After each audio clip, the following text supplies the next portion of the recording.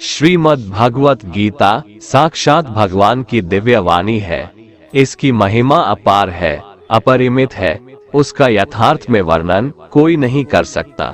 शेष, महेश, गणेश भी इसकी महिमा को पूरी तरह से नहीं कह सकते, फिर मनुष्य की तो बात ही क्या है। गीता एक परम रहस्यमय ग्रंथ है।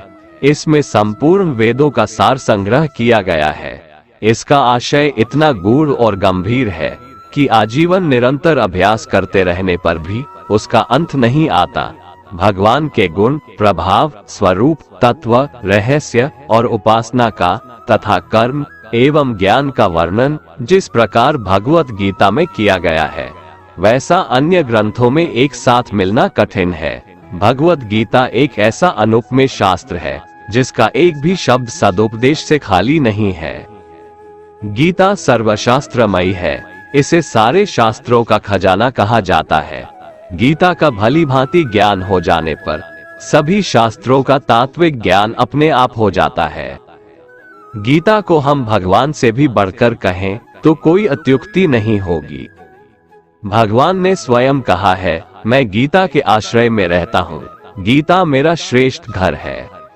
गीता के ज्ञान का सहारा लेकर ही मैं तीनों लोकों का पालन करता हूँ।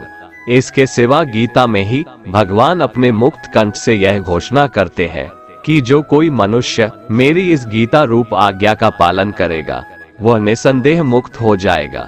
यही नहीं, भगवान कहते हैं कि जो कोई इसका अध्ययन भी करेगा उसके द्वारा मैं ज्ञान यज्ञ से पूजित होऊंगा।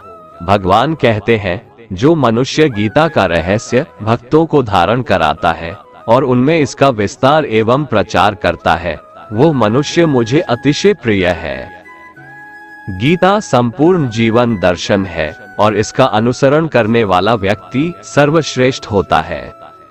भगवत गीता ही है जो आधुनिक युग में समस्याओं से घिरे हुए मनुष्य को एक कर्मशील जीवन जीने के लिए प्रेरित करती है। गीता ऐसे प्रेरणादायक संदेशों का महासागर है जो जीवन से निराश मनुष्य को आशाओं से भर देती है। श्रीमद् भगवत गीता एकमात्र ऐसा ग्रंथ है जो मनुष्य को जीने का सही तरीका बताती है।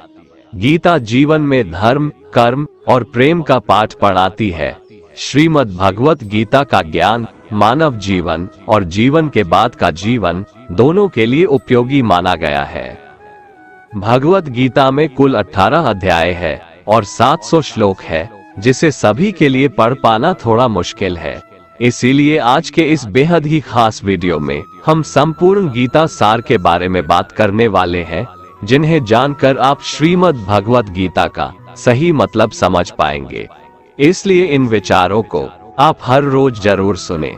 तो चलिए अब देर नहीं करते हुए वीडियो शुरू करते हैं। भगवान श्री कृष्ण कहते हैं कि हे अर्जुन, तुम्हें किसका मोह है? इस रणस्थली में युद्ध प्रारंभ होने से ठीक पहले तुम्हारा इस तरह से शस्त्र त्याग देना बिल्कुल भी उचित नहीं है, क्योंकि न तो ये श्रेष्ठ पुरुषों द्वारा आचरित है, न स्वर्ग को देने वाला है और न कीर्ति बढ़ाने वाला है। इसीलिए हे अर्जुन, नपुंसकता को मत प्राप्त हो, हृदय की तुच्छ दुर्बलता को त्यागो, उठो और युद्ध करो। तुम उसका शोक करते हो जो शोक करने के योग्य भी नहीं है और पंडितों जैसी बातें करते हो। ज्ञानी व्यक्ति ना तो मरने वाले का शोक करते हैं और ना ही उनका शोक करते हैं जो अभी जिंदा है, क्योंकि वो जानते हैं जो मर गया वो फिर से जन्म लेगा और जो जिंदा है वो एक दिन जरूर मरेगा। हे अर्जुन, न तो ऐसा है कि मैं किसी काल में नहीं था या तू नहीं था अथवा ये राजा लोग नहीं थे, और ना ऐसा है कि इससे आगे हम सब नहीं रहेंगे। वर्तमान शरीर की उत्पत्ति से पहले भी हम सब थे और पीछे भी रहेंगे। शरीर के नाश होने से आत्मा का नाश नहीं होता, अतः नाश की आशंका से इन सब के लिए शोक करना उचित नहीं है। आत्मा अजर अमर है। आत्मा न तो मरता है और न ही जन्म लेता है, क्योंकि आत्मा अजन्मा, नित्य, सनातन और पुरातन है। शरीर के मारे जाने पर भी यह नहीं मरता। जैसे मनुष्य पुराने वस्त्रों को त्याग कर नए वस्त्र धारण करता है, ठीक उसी प्रकार जीवात्मा पुराने व्यर्थ शरीर को त्याग कर नए शरीर को धारण करती है। आत्मा को शस्त्र काट नहीं सकते और न अग्नि इसे जला सकती है, जल इसे गीला नहीं कर सकता और ना ही वायु इसे सुखा सकती है। परंतु फिर भी अगर तुम इस आत्मा को सदा जन्म लेने वाला और सदा मरने वाला समझता है, तो भी हे महाबाहो, तू इस प्रकार का शोक करने के योग्य नहीं है, क्योंकि इस मान्यता के अनुसार जन्मे हुए की मृत्यु निश्चित है और मरे हुए का जन्म लेना भी निश्चित है। हे अर्जुन, अपने धर्म से भागकर तुम भय मत कर, क्योंकि क्षत्रिय के लिए धर्मयुक्त युद्ध से बढ़कर दूसरा कोई कल्याणकारी कर्तव्य नहीं है। हे पार्थ, अपने आप प्राप्त हुए और खुले हुए स्वर्ग के द्वार रूपी इस प्रकार के युद्ध को भाग्यवान क्षत्रिय लोग ही पाते हैं। किंतु अगर तुम इस धर्मयुक्त युद्ध को नहीं करेगा, तो स्वधर्म और कीर्ति को खोकर पाप को प्राप्त होगा तथा युगों युगों तक तुम्हारे अपकीर्ति की चर्चा होगी। सम्मानित पुरुष के लिए अपकीर्ति मौत से भी बढ़कर है। या तो तुम युद्ध में मारा जाएगा और स्वर्ग को प्राप्त होगा, या तो संग्राम में जीतकर पृथ्वी का राज्य भोगेगा। इस कारण हे अर्जुन, उठ और युद्ध कर। जय पराजय, लाभ हानि और सुख दुख को समान समझकर युद्ध के लिए तैयार हो जा। इस प्रकार युद्ध करने से तू पाप को नहीं प्राप्त होगा और यही तुम्हारा सबसे बड़ा धर्म और कर्म है। ये संसार मेरी ही माया है, ये संसार मुझसे ही उत्पन्न हुआ है। मैं ही इसका पालन पोषण करता हूँ और मैं ही इस सृष्टि का विनाश करता हूँ। मैं जल में रस हूँ, चंद्रमा और सूर्य में प्रकाश हूँ, संपूर्ण वेदों में ओंकार हूँ, आकाश में शब्द और पुरुषों में पुरुषत्व हूँ। मैं ही सूर्य रूप से तपता हूँ, वर्षा का आकर्षण करता हूँ और उसे बरसाता हूँ। हे अर्जुन, मैं ही अमृत और मृत्यु हूँ, सत असत भी मैं ही हूँ। मैं धरती की मधुर सुगंध हूँ, मैं अग्नि की ऊष्मा हूँ, सभी जीवित प्राणियों का जीवन और सन्यासियों का आत्म स्वयं भी मैं ही हूँ। मैं भूत, वर्तमान और भविष्य के सभी प्राणियों को जानता हूँ, लेकिन वास्तविकता में मुझे कोई नहीं जानता। हमेशा शक करने वाला व्यक्ति कभी शांति प्राप्त नहीं कर पाता है। वह ना तो इस लोक में धन, ऐश्वर्य या यश की प्राप्ति कर सकता है और ना ही परलोक में स्वर्ग की प्राप्ति कर सकता है, क्योंकि जब तक मनुष्य किसी भी विषय में संशय युक्त रहता है, तब तक वह उस विषय में सफलता नहीं पा सकता। इसलिए संदेह करने से बचें। हे अर्जुन, तुम्हारा क्या गया जो तुम रोते हो? तुम क्या लाए थे जो तुमने खो दिया? तुमने क्या पैदा किया था जो नष्ट हो गया? तुमने जो लिया यहीं से लिया, जो दिया यहीं पर दिया। जो आज तुम्हारा है कल किसी और का होगा, क्योंकि परिवर्तन ही संसार का नियम है और समय के साथ संसार में हर चीज परिवर्तन के नियम का पालन करती है। भगवान श्री कृष्ण कहते हैं, कर्मयोग ही वह योग है जिसके माध्यम से हम अपनी जीवात्मा से जुड़ पाते हैं। कर्मयोग हमारे आत्मज्ञान को जागृत करता है। इसके बाद हम न केवल अपने वर्तमान जीवन के उद्देश्यों को, बल्कि जीवन के बाद की अपनी गति का पूर्वाभास प्राप्त कर सकते हैं। इस योग में कर्म के द्वारा ईश्वर की प्राप्ति की जाती है। श्रीमद् भगवद गीता में कर्मयोग को सर्वश्रेष्ठ माना गया है। गृहस्थ और कर्मठ व्यक्ति के लिए ये योग अधिक उपयुक्त है। कर्म योग सिखाता है कि कर्म के लिए कर्म करो, आसक्ति रहित होकर कर्म करो। कर्मयोगी इसीलिए कर्म करता है कि कर्म करना उसे अच्छा लगता है और इसके परे उसका कोई हेतु नहीं है। कर्मयोगी कर्म का त्याग नहीं करता, वह केवल कर्मफल का त्याग करता है और कर्मजनित दुखों से मुक्त हो जाता है। उसकी स्थिति इस संसार में एक दाता के समान है और वह कुछ पाने की कभी चिंता नहीं करता। वह जानता है कि वह दे रहा है और बदले में कुछ मांगता नहीं, और इसीलिए वह दुख के चंगुल में नहीं पड़ता। कर्म फल का त्याग कर धर्मनिरपेक्ष कार्य का संपादन भी पूजा के समान हो जाता है। संसार का कोई कार्य ब्रह्म से अलग नहीं है, इसलिए कार्य की प्रकृति कोई भी हो, निष्काम कर्म सदा ईश्वर को ही समर्पित हो जाता है। पुनर्जन्म का कारण वासनाओं या अतृप्त कामनाओं का संचय है। कर्मयोगी कर्मफल के चक्कर में ही नहीं पड़ता, अतः वासनाओं का संचय भी नहीं होता। इस प्रकार कर्मयोगी पुनर्जन्म के बंधन से भी मुक्त हो जाता है। भगवान श्री कृष्ण कहते हैं, मनुष्य का मन वायु की तरह चंचल है। यह मन ही है जो मनुष्य को काम वासनाओं की तरफ भटकाता रहता है। अगर जीवन को सफल बनाना है तो मन पर काबू करना बहुत जरूरी है। मन को वश में करने से दिमाग की शक्ति केंद्रित होती है, जिससे कार्यों में सफलता मिलने लगती है। गीता के अनुसार जिस व्यक्ति ने अपने मन पर काबू पा लिया, वह मन में पैदा होने वाली बेकार की चिंताओं और इच्छाओं से भी दूर रहता है। साथ ही व्यक्ति अपने लक्ष्य को भी आसानी से प्राप्त कर लेता है। अगर मन को वश में नहीं करोगे तो वह तुम्हारा सबसे बड़ा शत्रु बन जाएगा। भगवान कहते हैं, जो मनुष्य सुख और दुख में शांत रहता है, जिसके राग, भय और क्रोध नष्ट हो गए हैं, जो मनुष्य शुभ और अशुभ वस्तु को पाकर न प्रसन्न होता है और न द्वेष करता है, जिन्होंने अपनी इंद्रियों को वश में कर लिया है, वो स्थिर बुद्धि मनुष्य मुनि के समान है। ऐसा मनुष्य स्थिर चित्त और इंद्रियों को वश में करके ज्ञान द्वारा परमात्मा को प्राप्त करके हमेशा संतुष्ट रहता है। क्रोध मनुष्य को नरक की ओर ले जाने वाला द्वार है। क्रोध करने से व्यक्ति का मन अशांत हो जाता है और उसकी स्मरण शक्ति भ्रमित हो जाती है। स्मृति में विभ्रम होने से उसकी बुद्धि नष्ट हो जाती है और फिर व्यक्ति का पतन हो जाता है। भगवान श्री कृष्ण कहते हैं, मनुष्य को क्रोध करने से बचना चाहिए। कितना भी गुस्सा आए, स्वयं को शांत रखने का प्रयास करें। श्री भगवान कहते हैं, जिस प्रकार समुद्र की स्थिति अचल है, भारी से भारी आंधी तूफान आने पर या अनेक नदियों के जल प्रवाह उसमें प्रविष्ट होने पर भी वो अपनी स्थिति से विचलित नहीं होता, मर्यादा का त्याग नहीं करता, उसी प्रकार परमात्मा के स्वरूप में स्थित योगी की स्थिति भी सर्वथा अचल होती है। बड़े से बड़े सांसारिक सुख दुखों का संयोग वियोग होने पर भी उसकी स्थिति में जरा भी अंतर नहीं पड़ता। वह योगी परमात्मा में नित्य, निरंतर, अटल और एकरस स्थित रहता है।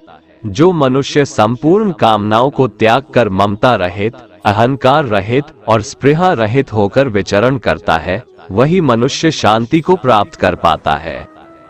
जिस प्रकार प्रकाश की ज्योति अंधेरे में चमकती है, ठीक उसी प्रकार सत्य भी चमकता है। इसलिए व्यक्ति को सदैव सत्य के मार्ग पर चलना चाहिए। सत्य कभी दावा नहीं करता है कि मैं सत्य हूँ, लेकिन झूठ हमेशा दावा करता है कि सिर्फ मैं ही सत्य हूँ। इस संपूर्ण संसार में कोई भी व्यक्ति महान नहीं जन्मा होता है, बल्कि उसके कर्म उसे महान बनाते हैं।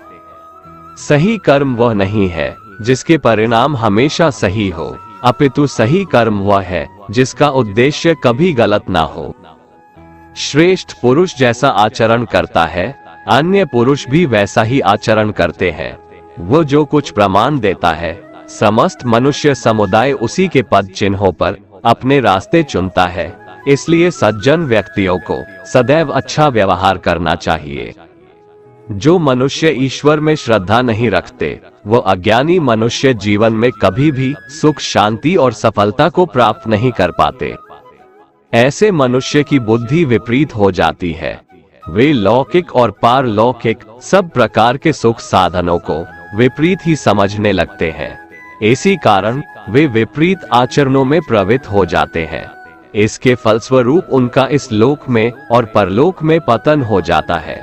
वे अपनी वर्तमान स्थिति से भी भ्रष्ट हो जाते हैं और मरने के बाद उनको अपने कर्मों का फल भोगने के लिए सूकर, कुकर आदि नीच योनियों में जन्म लेना पड़ता है या घोर नरक में पड़कर भयानक यातनाएं भोगनी पड़ती है। भगवान श्री कृष्ण कहते हैं, जो मनुष्य अपने कर्तव्यों का पालन करते हुए विपरीत परिस्थितियों में भी अपने धर्म के मार्ग पर अडिग रहता है और उसके कारण अगर उसकी मृत्यु भी हो जाती है, तो वह मृत्यु भी उसके लिए परम कल्याणकारक बन जाता है और उस मनुष्य को स्वर्ग की प्राप्ति होती है। हे अर्जुन, मेरे और तुम्हारे बहुत से जन्म हो चुके हैं। उन सबको तू नहीं जानता, किंतु मैं जानता हूँ। मैं अजन्मा और अविनाशी हूँ।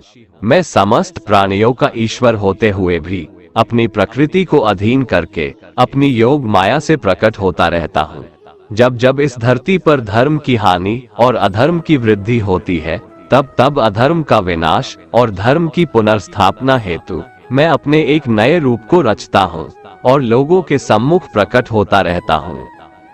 मनुष्य मेरी जिस भी रूप की पूजा करते हैं, मैं भी उनको उनकी भावना के अनुसार उसी रूप में दर्शन देता हूँ। मनुष्य जिस जिस भाव से मेरी उपासना करते हैं, मैं उनके उस भाव का ही अनुसरण करता हूँ। जो मेरा चिंतन करता है, उसका मैं चिंतन करता हूँ। जो मेरे लिए व्याकुल होता है, उसके लिए मैं भी व्याकुल हो जाता हूँ।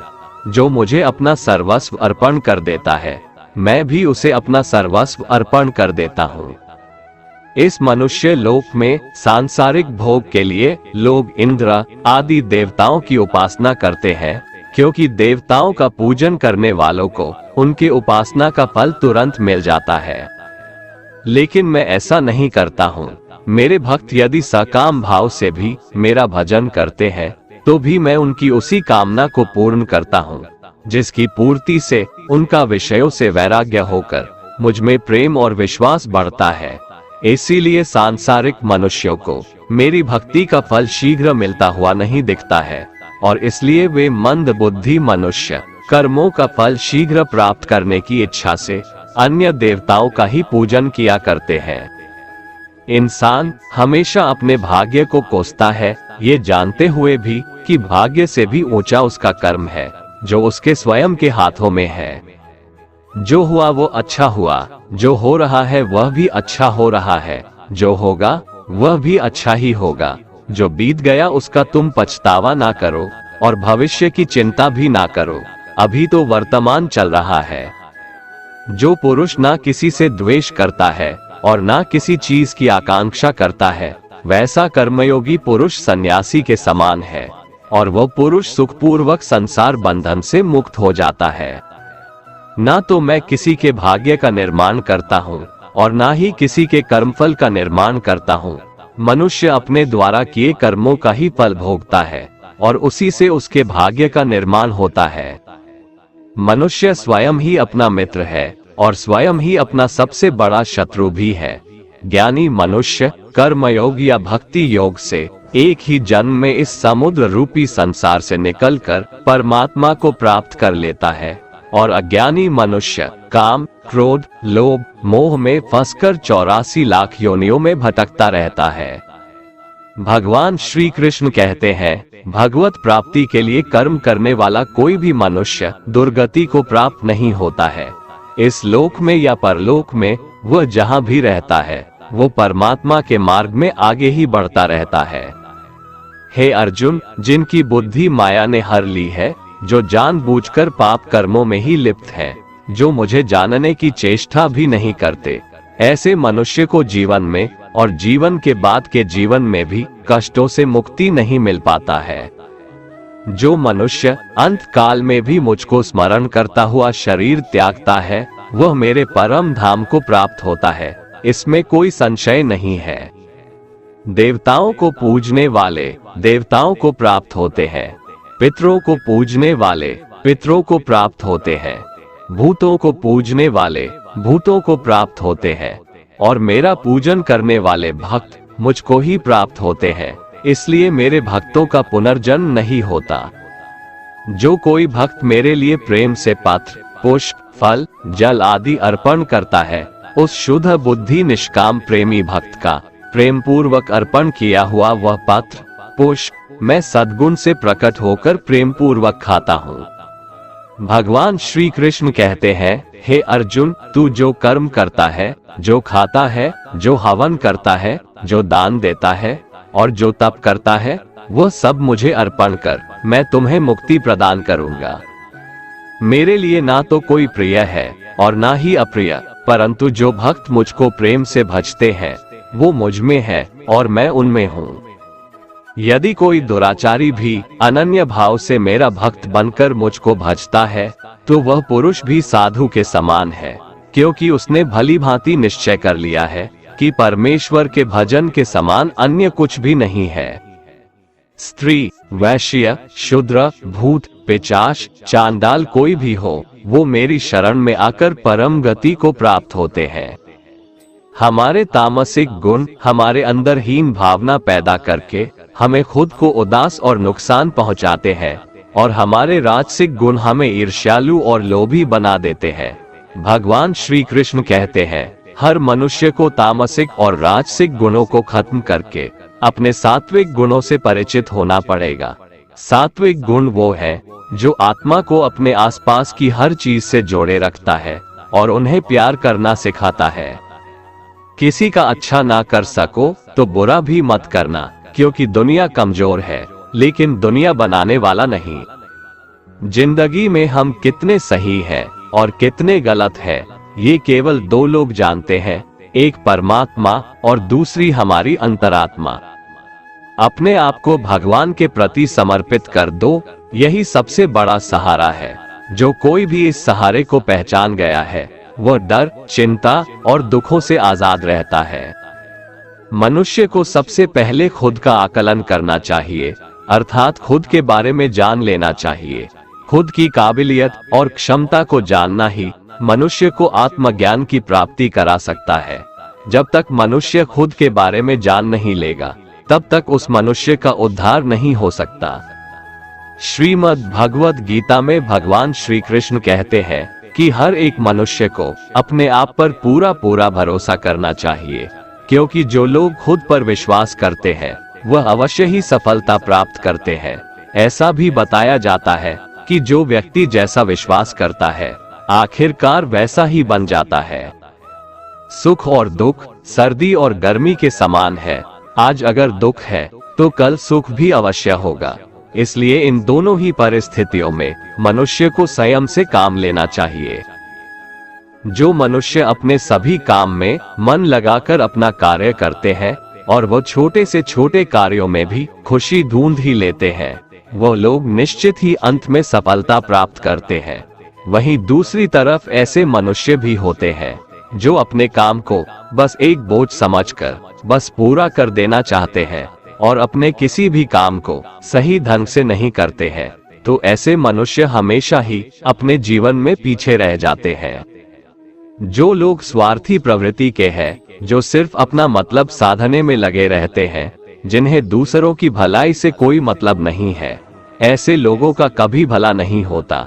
श्री कृष्ण ने गीता सार में उन लोगों के लिए इस उपदेश के माध्यम से बहुत बड़ी सीख दी है।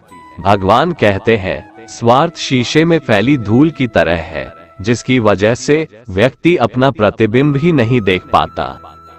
इंसान का स्वार्थ उसे अन्य लोगों से दूर ले जाकर नकारात्मक हालातों की तरफ धकेलता है, जिसके चलते व्यक्ति अकेला रह जाता है। अगर आप चाहते हैं कि आप भी अपना जीवन खुशीपूर्वक व्यतीत करें, तो इसके लिए यह जरूरी है कि आप अपने स्वार्थ को कभी अपने पास नहीं आने दें, क्योंकि स्वार्थी मनुष्य दोस्ती भी सिर्फ अपना स्वार्थ निकालने के लिए करते हैं। ईश्वर हमेशा मनुष्यों का साथ देता है।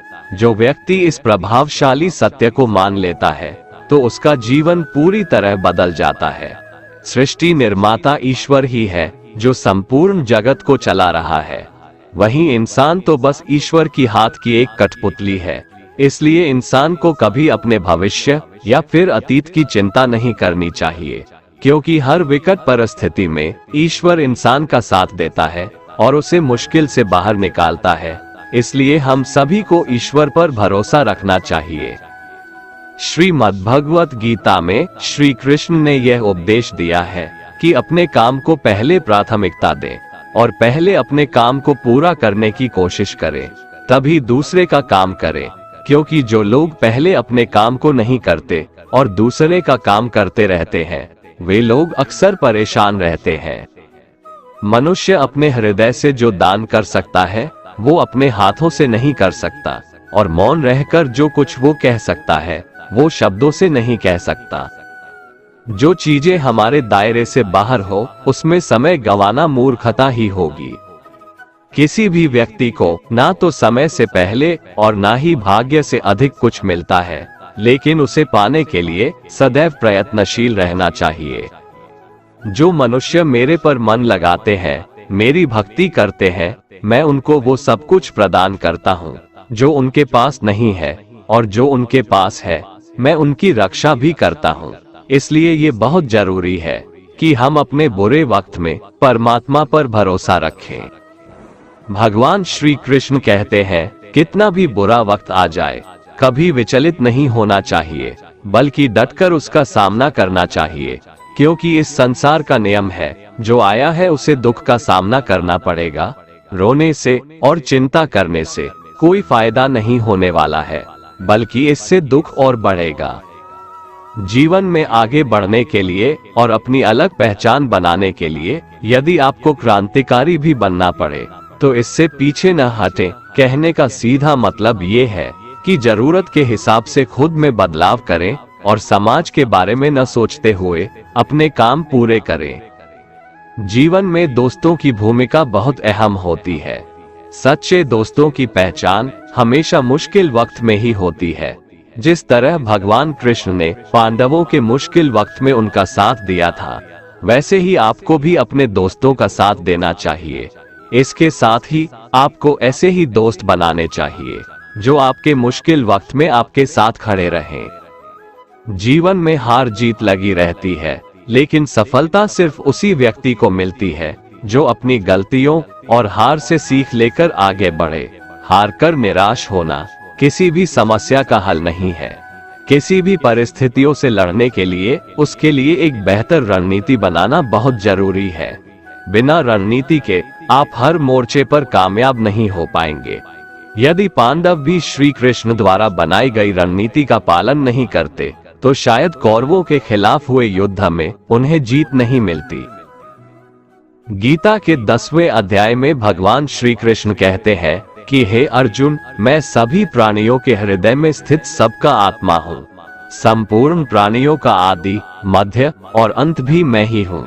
मैं सूर्य हूँ, मैं वेदों में सामवेद हूँ, देवों में इंद्र हूँ, इंद्रियों में मन हूँ, मैं ब्रह्मा हूँ, मैं विष्णु हूँ, मैं महेश हूँ, जलाशयों में मैं समुद्र हूँ, पर्वतों में मैं हिमालय हूँ। इस संपूर्ण संसार में तुम जो कुछ भी देख पाते हो सब मैं ही हूँ। कोई आदमी चाहे लाख चीजें जान ले, चाहे वो पूरे जगत को जान ले, लेकिन अगर वह स्वयं को नहीं जानता तो वह अज्ञानी है। अगर कोई आपको ठुकरा दे तो बुरा मत मानना, क्योंकि वे वास्तव में आपकी कीमत नहीं जानते। जो रिश्ता हमें रुला दे उससे गहरा कोई रिश्ता नहीं, और जो रिश्ता हमें रोता हुआ छोड़ दे उससे कमजोर कोई रिश्ता नहीं। हमेशा शांत रहें, इससे आपके जीवन में खुद को बहुत मजबूत पाएंगे, क्योंकि लोहा ठंडा होने पर ही मजबूत होता है, पर गर्म होने पर तो उसे किसी भी आकार में ढाला जा सकता है। किसी विपत्ति के समय आपको ये 7 गुण बचाएंगे: आपका ज्ञान, आपकी विनम्रता, आपकी बुद्धि, आपके भीतर का साहस, आपके अच्छे कर्म, सच बोलने की आदत और ईश्वर में विश्वास। आत्मा हमेशा जानती है कि सही क्या है और गलत क्या है, लेकिन मनुष्य के सामने चुनौती तो मन को समझने की होती है। मुश्किल समय में व्यक्ति अकेला हो जाता है, लेकिन मुश्किलों की वजह से वही व्यक्ति मजबूत हो जाता है। जो आपको सम्मान दे उसी को सम्मान दीजिए। हैसियत देखकर सर झुकाना कायरता का लक्षण है। हे अर्जुन, जो न कभी हर्षित होता है, ना किसी से द्वेष करता है, ना शोक करता है, ना कामना करता है, जो शुभ और अशुभ संपूर्ण कर्मों का त्यागी है, वह ज्ञानी मनुष्य मुझको अति प्रिय है। मुझे पाने के 3 तरीके हैं: ध्यान योग, ज्ञान योग और कर्म योग, और इन सब में कर्मयोग सबसे प्रधान है। किसी पर विश्वास करना हो तो उनकी बातों पर नहीं, उनकी हरकतों पर ध्यान दो। गुस्से के वक्त थोड़ा रुक जाने से और गलती के वक्त थोड़ा झुक जाने से जिंदगी और भी आसान हो जाती है। भगवान श्री कृष्ण कहते हैं, जो मनुष्य मुझे जान लेता है वह जन्म मरण के बंधनों से मुक्त हो जाता है। जो मनुष्य भगवद गीता को पढ़कर उस पर अमल करता है, उसके सारे दुष्कर्मों का प्रभाव समाप्त हो जाता है। जो भाग्य में है वो भाग कर आएगा, और जो भाग्य में नहीं है वो आकर भी भाग जाएगा।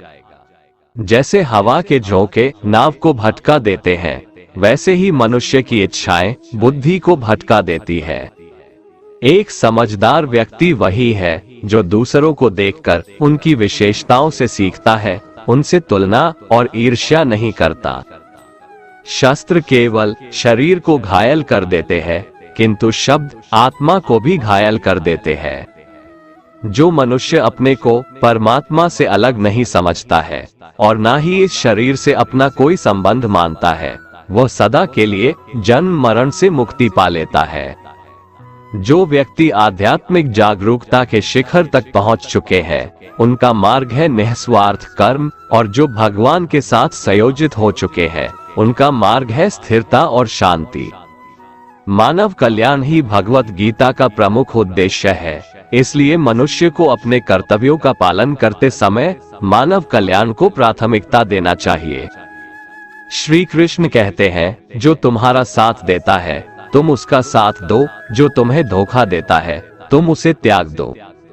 जिस जगह आपका सम्मान नहीं हो वहां पर कभी जाना नहीं चाहिए, वरना लोग आपको कमजोर और बेवकूफ समझेंगे। जहां बारिश ना हो वहां फसल खराब हो जाती है, और जहां संस्कार ना हो वहां नस्ल भी खराब हो जाती है। जो लोग ये कहते हैं मेरे पास वक्त नहीं है, असल में उनके खास रिश्तों की गिनती में आपका नाम ही नहीं है। हे अर्जुन, वह जो वास्तविकता में मेरे उत्कृष्ट जन्म और गतिविधियों को समझता है, वह शरीर त्यागने के बाद पुनः जन्म नहीं लेता और मेरे परम धाम को प्राप्त होता है। वो व्यक्ति जो सभी इच्छाएं त्याग देता है और मैं और मेरा की लालसा और भावनाओं से मुक्त हो जाता है, उसे अपार शांति की प्राप्ति होती है। जिस मनुष्य के अंदर ज्ञान की कमी और ईश्वर में श्रद्धा नहीं होती, वो मनुष्य जीवन में कभी भी आनंद और सफलता को प्राप्त नहीं कर पाता। ईश्वर ने हमें जो कुछ भी दिया है वही हमारे लिए पर्याप्त है, और यही एक अटल सत्य भी है। संयम, सदाचार, स्नेह एवं सेवा, ये गुण सत्संग के बिना नहीं आते। ईश्वर से किए गए प्रार्थना से इंसान की परिस्थिति या तकदीर बदले या ना बदले, पर उस प्रार्थना से इंसान के चरित्र में जरूर बदलाव आता है। बात इतनी मधुर रखो कि कभी वापस भी लेनी पड़े तो आपको कड़वी न लगे। खुद में थोड़ा स्वाभिमान होना जरूरी है, वरना लोग आपको वहां भी दबाने की कोशिश करेंगे जहां आपका अधिकार है। कोई एक महापुरुष ही आत्मा को आश्चर्य की भांति देखता है, वैसा ही दूसरा कोई महापुरुष ही इसके तत्व का आश्चर्य की भांति वर्णन करता है, तथा दूसरा कोई अधिकारी पुरुष ही इसे आश्चर्य की भांति सुनता है, और कोई तो सुनकर भी इसको नहीं जानता। श्री भगवान कहते हैं, दुख सुख को समान समझने वाले जिस धीर पुरुष को ये इंद्रिय और विषयों के संयोग व्याकुल नहीं करते, वह मोक्ष के योग्य होता है। जब तक तुम अपने आप से नहीं हार जाओ, तब तक दुनिया की कोई ताकत तुम्हें हरा नहीं सकती है। कमजोर तुम नहीं, तुम्हारा वक्त है, और वक्त सबका बदलता है। तुम बस अपना कर्म करते जाओ। जिसने कभी संकट नहीं देखा, उसे अपनी ताकत का कभी एहसास नहीं होगा। जो दूसरों की तकलीफों को समझते हैं, जिनमें दया है, जो दिल से अच्छे हैं, उन्हें दोबारा जन्म नहीं लेना पड़ता है। किसी को कुछ देकर घमंड मत कर, क्या पता तू दे रहा है या पिछले जन्म का कर्ज चुका रहा है। घमंडी मनुष्य का वंश, वैभव और प्रतिष्ठा तीनों ही चले जाते हैं। विश्वास न हो तो रावण, कौरव और कंस को देख लो। चुप रहने से बड़ा कोई जवाब नहीं, और माफ कर देने से बड़ी कोई सजा नहीं। जिस मनुष्य के पास सब्र की ताकत है, उस मनुष्य की ताकत का कोई मुकाबला नहीं कर सकता। हमारी व्यर्थ की चिंता और मन का भय एक ऐसा रोग होता है जिससे हमारी आत्मीय शक्ति बिखर जाती है। मनुष्य को जीवन की चुनौतियों से भागना नहीं चाहिए, और न ही भाग्य और ईश्वर की इच्छा जैसे बहानों का प्रयोग करना चाहिए। यज्ञ से बचे हुए अन्न को खाने वाले श्रेष्ठ पुरुष सब पापों से मुक्त हो जाते हैं, और जो पापी लोग अपना शरीर पोषण करने के लिए ही अन्न पकाते हैं, वे तो पाप को ही खाते हैं।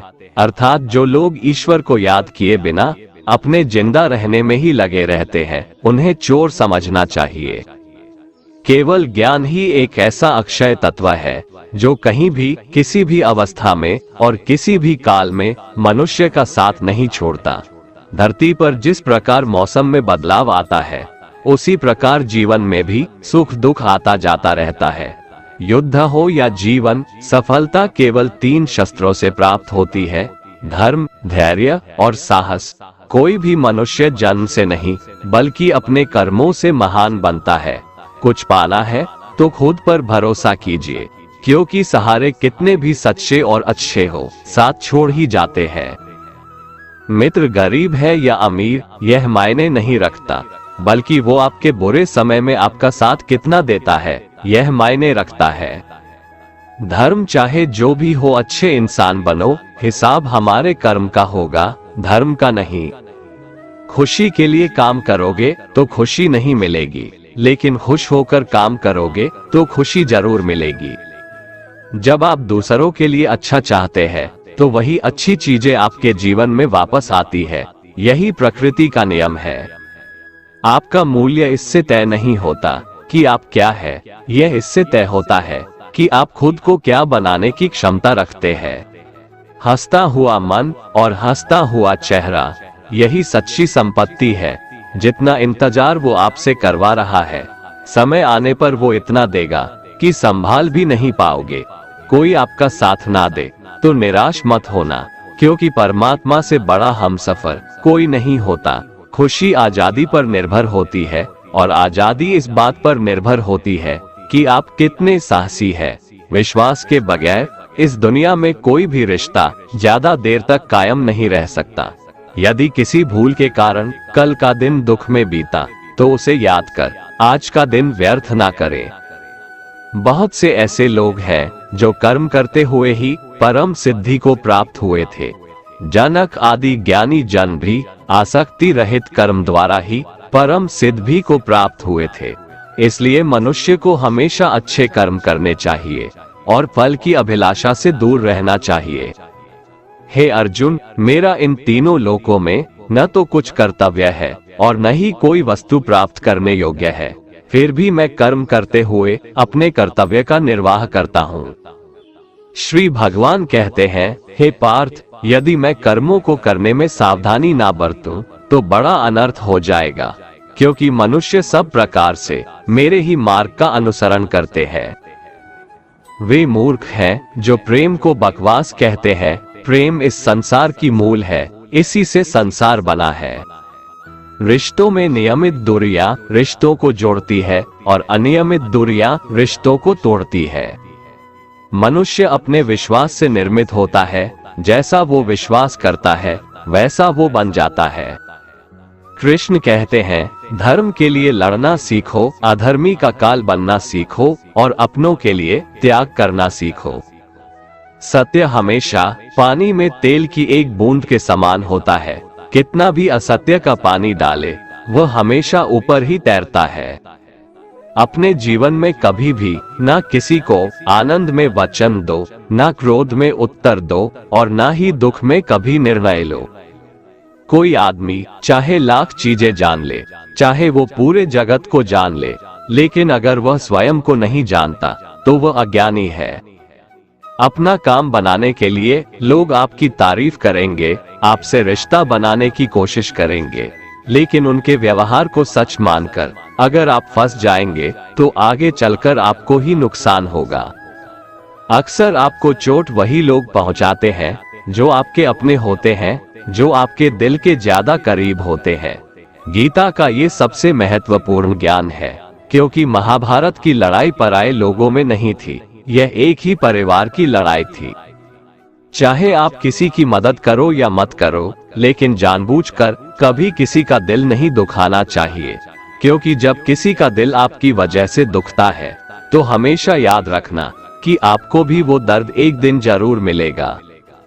कभी भी किसी भी चीज की अति नहीं करनी चाहिए, क्योंकि किसी भी चीज की अति आपको ही नुकसान पहुंचाएगी।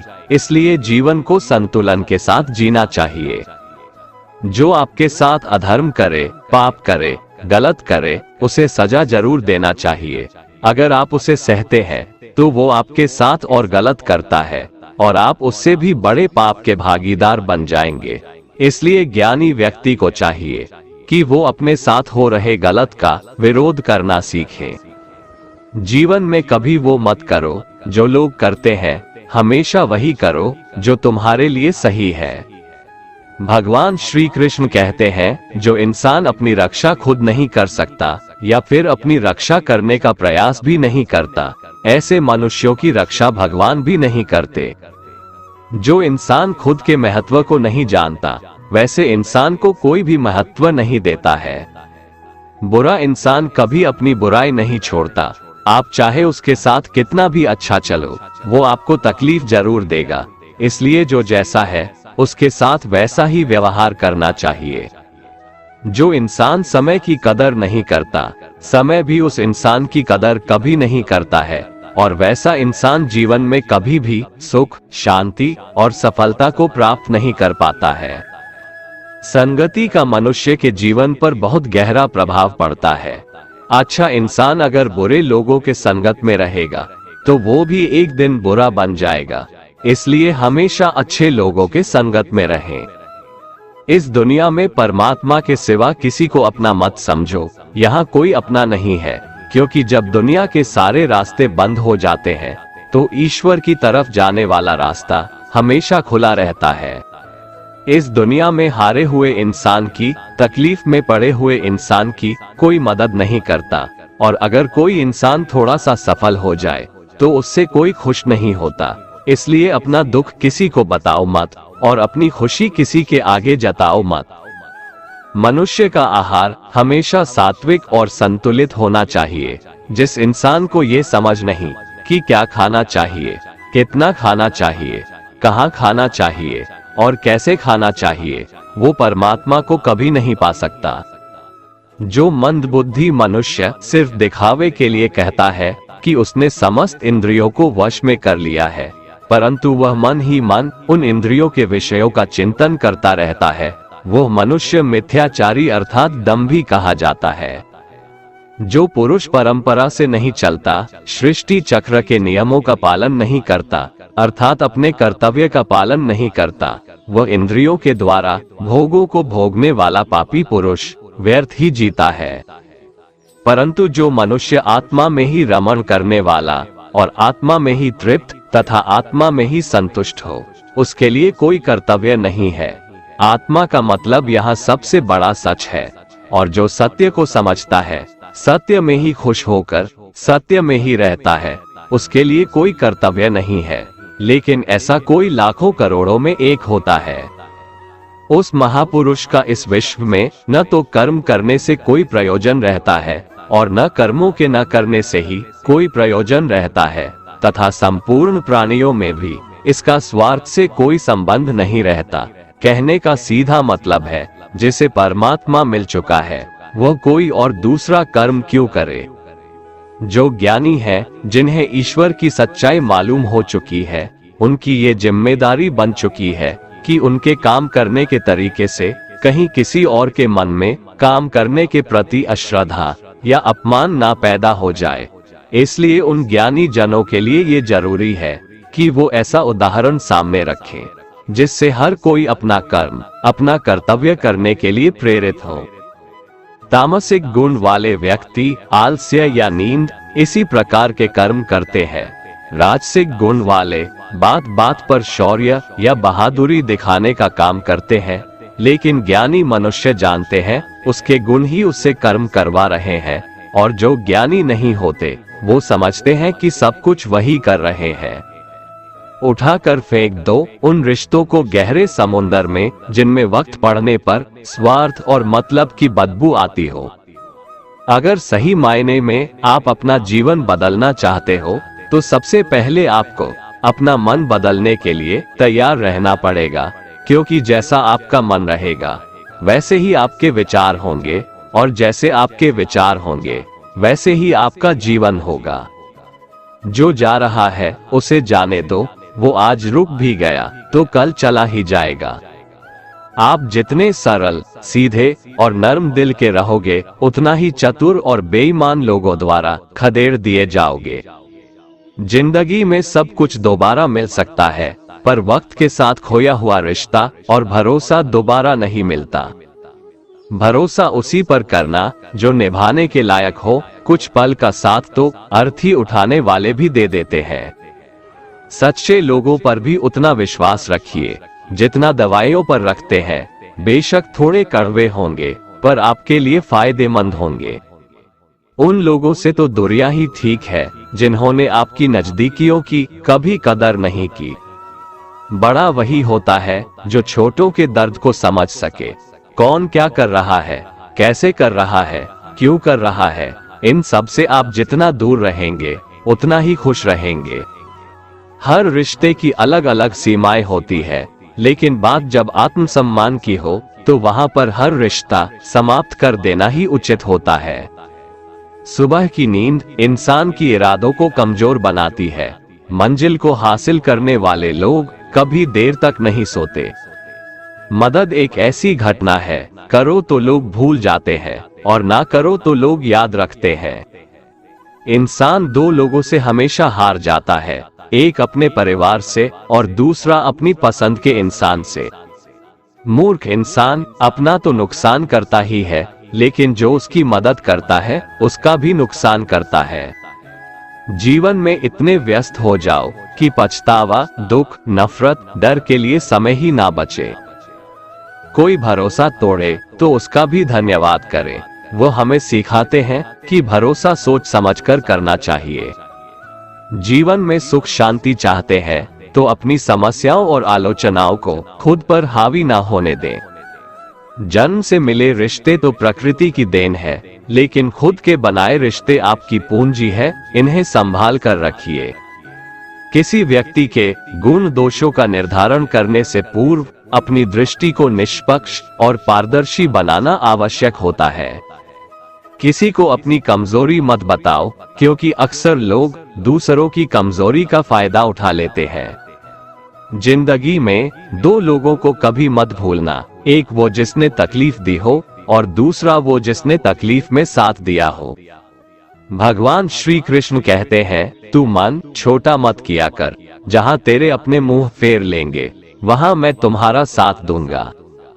तू किसी के आगे इतना भी मत झुक कि वो तुम्हें गिरा हुआ समझने लग जाए। लोग तुम्हारी कदर तभी करेंगे जब तुम उन्हें उन्हीं की तरह नजरअंदाज करना सीख जाओगे। दीपक का जीवन इसलिए वंदनीय नहीं है कि वह जलता है, बल्कि इसलिए वंदनीय है कि वह दूसरों के लिए जलता है, दूसरों से नहीं जलता। कामयाबी और नाकामयाबी दोनों जिंदगी के हिस्से हैं, दोनों ही स्थायी नहीं है। जिंदगी की आधी शिकायतें यूं ही दूर हो जाएगी अगर लोग एक दूसरे के बारे में बोलने की जगह एक दूसरे से बोलना सीख जाएंगे। विश्वास किसी पर इतना करो कि वो तुम्हारे साथ छल करते समय खुद को दोषी समझे, और प्रेम किसी से इतना करो कि उसके मन में सदैव तुम्हें खोने का डर बना रहे।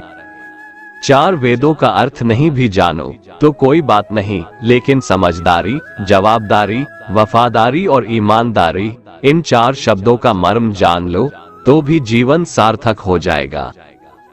समबुद्धि युक्त पुरुष पुण्य और पाप दोनों को इसी लोक में त्याग देता है, अर्थात उनसे मुक्त हो जाता है। जिस काल में तेरी बुद्धि मोह रूप दलदल को भली भांति पार कर जाएगी, उस समय तू सुने हुए और सुनने में आने वाले इस लोक और परलोक संबंधी सभी भोगों से वैराग्य को प्राप्त हो जाएगा। हे अर्जुन, जिस काल में मनुष्य मन में स्थित संपूर्ण कामनाओं को भली भांति त्याग देता है और आत्मा से आत्मा में ही संतुष्ट रहता है, उस काल में वह स्थित प्रज्ञ कहा जाता है।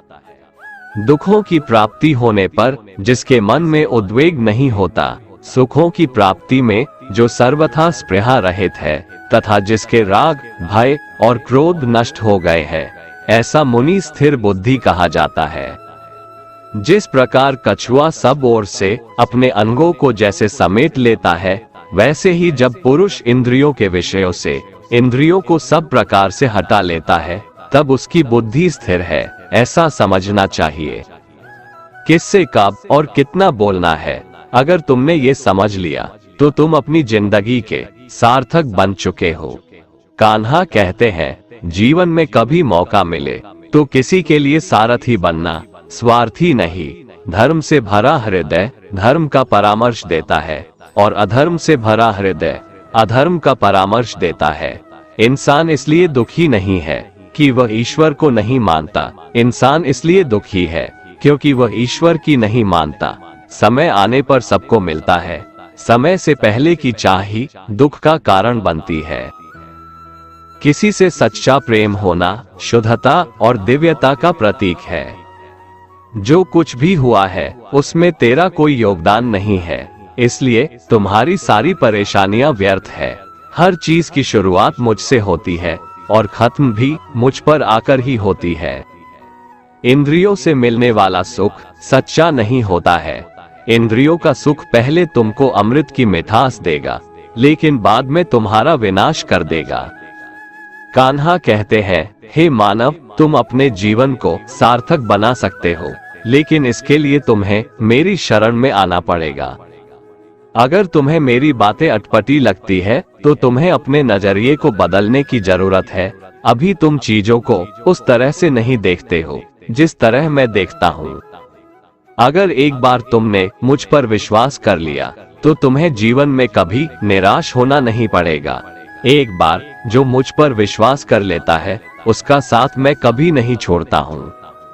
जो व्यक्ति मेरे भक्तों के साथ धोखा करता है उसके लिए मैं सबसे बड़ा शत्रु हूँ। अगर किसी ने मेरे भक्त को एक बार भी धोखा दिया तो जन्मों जन्मों तक मैं उसका उद्धार नहीं करता हूँ। मैं हर दिल को एक मंदिर की तरह देखता हूँ। जो दिल जितना सुंदर होता है वहाँ मैं उतना ही अधिक ठहरता हूँ। श्री भगवान कहते हैं, इस दुनिया में तुम प्रेम सभी से करो, लेकिन पूर्ण रूप से विश्वास किसी पर मत करो। अगर तुमको भरोसा करना है तो केवल परमात्मा पर करो। जब तुम शुरुआत करोगे तो स्वाभाविक रूप से तुमको असफलता मिल सकती है। कई बार तुमको गिरना भी पड़ सकता है, लेकिन इसका मतलब यह नहीं होना चाहिए कि तुम उस काम को करना छोड़ दो। एक समय आएगा जब तुम परिपूर्ण हो जाओगे और तुम्हारे सभी काम सफल हो जाएंगे। इस काम में मैं हमेशा तुम्हारे साथ खड़ा रहूंगा। मैं तुम्हारे हर छोटे बड़े कर्म में साथ दूंगा। तुम्हारा जो दिल करे उसको करो, लेकिन नम्रता और सरलता के साथ, अहंकार के साथ नहीं। इस धरती पर आने के बाद आपका मुख्य उद्देश्य यहाँ से मुक्त होना है। केवल वही मनुष्य मुक्त हो सकता है जो अपने कर्मों में दृढ़ संकल्प के साथ स्थिर है और सुख दुख को समान रूप से सहन करता है। जो मनुष्य अपनी आत्मा की बात सुन सकता है वह मुझसे बात कर सकता है और देख भी सकता है। जो आदमी मुझे हर चीज में देखता है और मेरे होने के एहसास को अनुभव करता है वह मेरा सच्चा भक्त है। ऐसे भक्तों से मुझे प्रेम है। ऐसा कोई नहीं है जिसका सदियों से अस्तित्व है और ना ही ऐसा कोई है जिसका सदियों बाद अस्तित्व रहेगा। यहाँ कुछ स्थायी नहीं है। मैं सभी के घरों में निवास करता हूँ। मेरी ऊर्जा सभी जगह समान रूप से वितरित है। जो मुझे पहचान लेता है उसको मैं भक्ति रस प्रदान करता रहता हूँ। दुनिया का सबसे बड़ा पापी अगर समर्पण के साथ मेरी सच्ची उपासना करे तो मैं उसको भी शुद्ध कर देता हूँ। जो तुमने सुना है उस पर विश्वास मत करो। कुछ लोग अपने विवेक से मुझे अपना बनाते हैं, कुछ लोग ज्ञान से, कुछ लोग कर्म से, कुछ योग से। तुम मुझे किस रूप में प्राप्त करना चाहते हो ये पूरी तरह तुम्हारे ऊपर है। तुम मुझे जिस रूप में बुलाओगे मैं उस रूप में हाजिर हो जाऊंगा। तुम मेरे प्रति सदा चौकस रहो, मेरी उपासना करो, अपने हर एक काम के लिए मेरा स्मरण करो। मैं वादा करता हूँ तुम मेरे प्रिय बने रहोगे।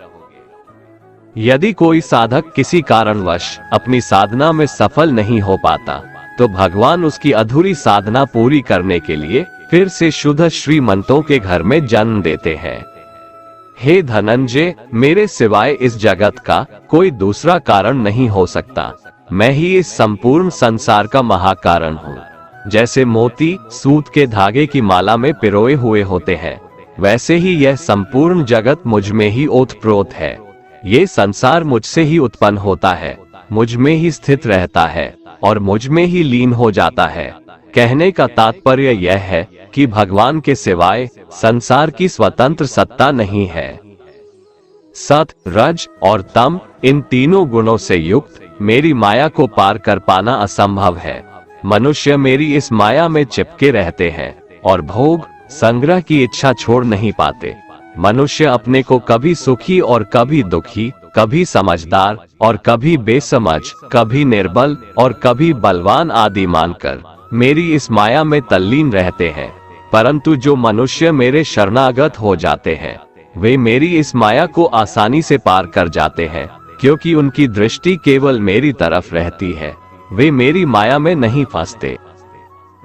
हे भरत श्रेष्ठ अर्जुन, पवित्र कर्म करने वाले मेरे 4 प्रकार के भक्त मेरा स्मरण करते हैं। पहला है आर्त भक्त, अर्थात दुख से निवृत्ति चाहने वाले भक्त।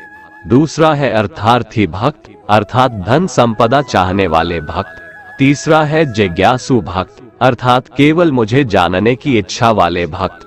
और चौथा है ज्ञानी भक्त, अर्थात मुझे ज्ञान सहित जानने वाले भक्त। आइए इसको थोड़ा समझ लें। आर्त भक्त वो है जो प्राण संकट आने पर संकट दूर करने के लिए केवल भगवान को पुकारते हैं, कष्ट का निवारण केवल भगवान से ही चाहते हैं, दूसरे किसी से नहीं। वे आर्त भक्त कहलाते हैं।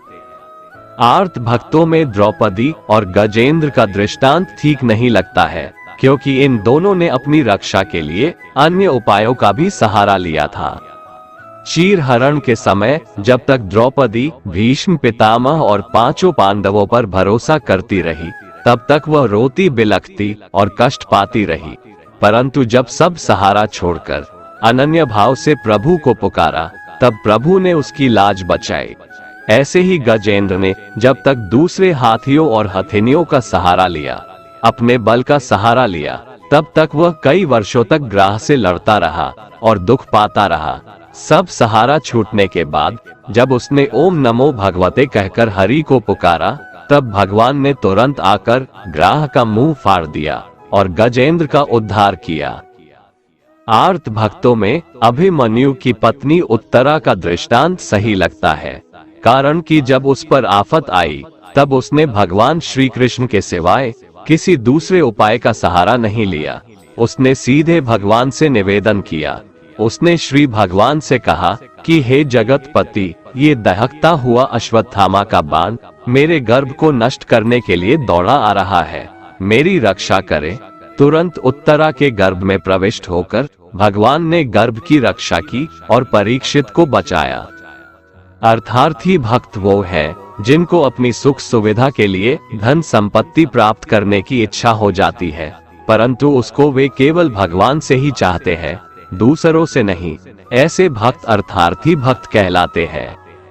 जिज्ञासु भक्त वो है जिसमें भगवान को जानने और भगवत भक्ति की जोरदार इच्छा हो जाती है। जिज्ञासु भक्तों में उद्धव जी का नाम लिया जाता है। भगवान ने उद्धव जी को दिव्य ज्ञान का उपदेश दिया था, जो उद्धव गीता के नाम से भी प्रसिद्ध है। श्रीमद् भगवत गीता में उच्च कोटि के भगवत प्रेमी को ज्ञानी भक्त माना गया है।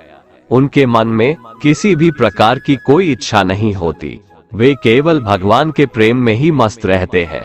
प्रेमी भक्तों में गोपियों का नाम प्रसिद्ध है। गोपियों ने अपने सुख का त्याग कर प्रियतम भगवान के सुख को ही अपना सुख माना था। ज्ञानी अर्थात प्रेमी भक्त भगवान से कुछ नहीं चाहता, इसलिए वो भगवान का सर्वश्रेष्ठ भक्त है। बुरे लोग हमेशा बुरे कर्म करते हैं, फिर भी वह जीवन में सुखी और संपन्न रहते हैं, जबकि अच्छे लोग जीवन भर अच्छे कर्म करते हैं, फिर भी उसे अपमान और दर्द ही मिलता है। अक्सर लोगों के मन में ऐसा सवाल रहता है कि जो लोग अच्छे कर्म करते हैं वो परेशान रहते हैं, वहीं जो बुरे कर्म करते हैं वो खुशी से रह रहे होते हैं। अच्छे कर्म करने वाले परेशान होते हैं कि आखिर उन्हें इतनी परीक्षा क्यों देनी पड़ रही है, जबकि जो अधर्म की राह में है वो खुश है और जिंदगी का लुत्फ उठा रहे हैं। अक्सर लोग सोचते हैं कि अब अच्छाई का जमाना ही नहीं रहा। अगर आपके मन में भी ये सवाल आया है तो आज आप इसका जवाब सुन लीजिए। ये जवाब वो है जो भगवत गीता में लिखा है और श्री कृष्ण ने अर्जुन को दिया था। भगवत गीता में वर्णित कथा के अनुसार जब भी अर्जुन के मन में कोई दुविधा होती थी तो वो श्री कृष्ण के पास पहुंच जाते थे। एक बार की बात है, अर्जुन ने भगवान श्री कृष्ण के समीप आकर कहा कि वो दुविधा में है और इसका जवाब वो श्री कृष्ण से चाहते हैं। श्री कृष्ण ने पूछा कि क्या सवाल है। अर्जुन ने कहा, मुझे ये जानना है कि अच्छे लोगों के साथ हमेशा बुरा ही क्यों होता है, वहीं बुरे लोग खुशहाल दिखते हैं। अर्जुन के मुंह से ऐसी बातें सुनकर श्री कृष्ण मुस्कुराए और कहा, मनुष्य जैसा सोचता है और महसूस करता है वैसा कुछ नहीं होता है, बल्कि अज्ञानता की वजह से वो सच्चाई नहीं समझ पाता है। अर्जुन उनकी ये बात समझ नहीं पाए। इसके बाद श्री कृष्ण ने क्या कहा वो जानते हैं। कान्हा ने अर्जुन से कहा कि हे पार्थ, मैं तुम्हें एक कथा सुनाता हूँ, उसे सुनकर तुम समझ जाओगे कि हर प्राणी को उसके कर्म के हिसाब से ही फल मिलता है। प्रकृति हर किसी को अपनी राह चुनने का मौका देती है। अब वो मनुष्य की इच्छा पर निर्भर करता है कि उसे धर्म की राह चुननी है या अधर्म की। कथा शुरू करते हुए श्री कृष्ण ने कहा, एक नगर में दो पुरुष रहा करते थे। एक पुरुष व्यापारी था जिसके जीवन में धर्म की बहुत महत्ता थी। वो पूजा पाठ में यकीन रखता था। वो हर रोज मंदिर जाता था और दान धर्म भी करता था और हर रोज भगवान की पूजा करता था।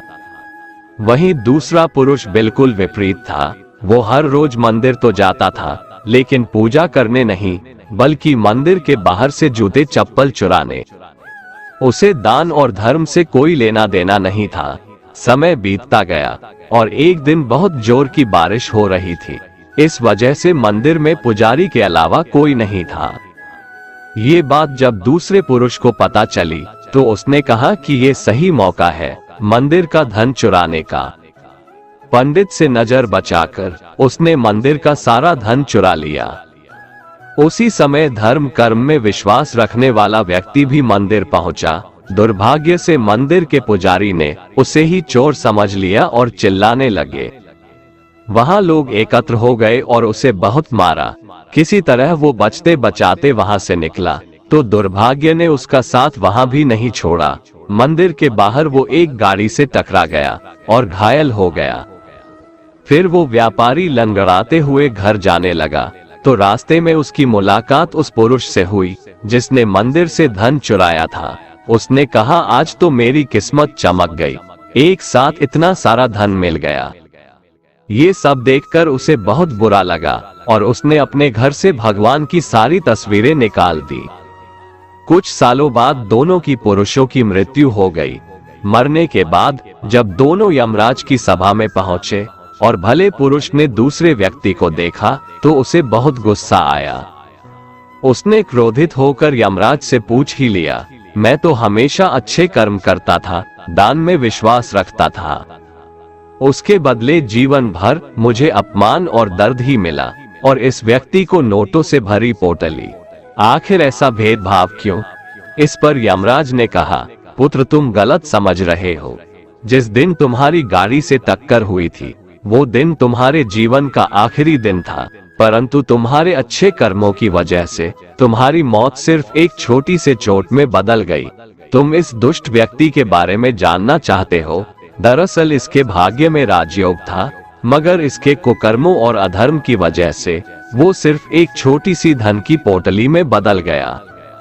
कथा सुनाने के बाद श्री कृष्ण अर्जुन से कहते हैं, पार्थ क्या अब तुम्हें तुम्हारे सवाल का जवाब मिल गया? ऐसा सोचना कि भगवान तुम्हारे कर्मों को नजरअंदाज कर रहे हैं, ये बिल्कुल भी सत्य नहीं है। भगवान हमें कब, क्या, किस रूप में दे रहा है मनुष्य को समझ में नहीं आता है, मगर आप अच्छे कर्म करते रहें तो भगवान की कृपा हमेशा बनी रहती है। इसलिए अपने अच्छे कर्मों को बदलना नहीं चाहिए, क्योंकि उसका फल हमें इसी जीवन में मिलता है। इसलिए मनुष्य का फर्ज है कि वो हमेशा अच्छे कर्म करते रहें, क्योंकि श्री कृष्ण ने गीता में भी बताया है कि किसी के द्वारा किया गया कर्म बेकार नहीं जाता है, चाहे वो अच्छा हो या बुरा।